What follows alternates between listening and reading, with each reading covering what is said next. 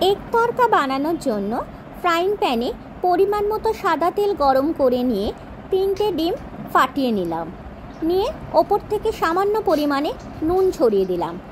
এবার এই 3টে ডিমের ভুজি বানিয়ে তুলে রাখলাম একটা পাত্রের মধ্যে।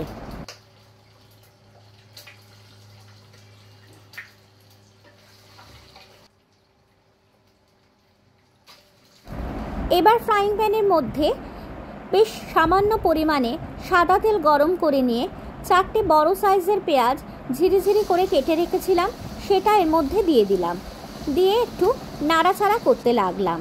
একটু নাড়াচাড়া করার পর একটা বড় সাইজের টমেটো কুচি কুচি করে কেটে রেখেছিলাম সেটাও এর মধ্যে দিয়ে দিলাম। আর ওপর থেকে একটু নুন ছড়িয়ে দিলাম। দিয়ে টমেটো আর পেঁয়াজ ভালো করে ভাজা ভাজা করতে লাগলাম।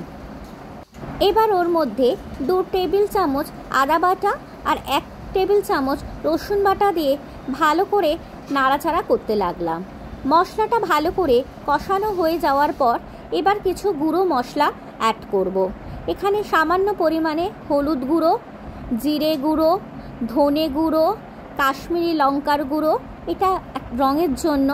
আর বাজার থেকে তড়কা মশলার প্যাকেট পাওয়া যায়, এভারেস্ট বা সানরাইজ যেটা পাবে সেই মশলার একটা প্যাকেট পুরো এর মধ্যে দিলাম। দিয়ে সামান্য পরিমাণে জল দিয়ে মশলাটা ভালো করে কষাতে লাগলাম।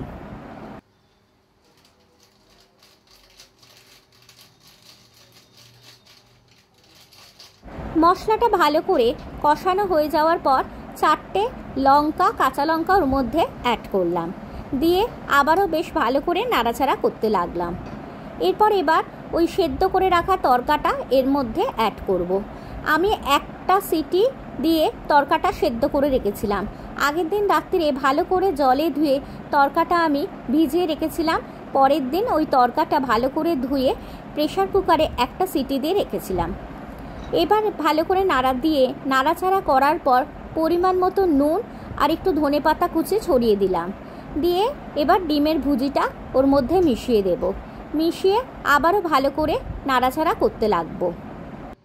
এবার ওপর থেকে বেশ কিছুটা পরিমাণে কসুরি মেথি গুঁড়ো করে রেখেছিলাম সেটাও এর মধ্যে দিয়ে দিলাম।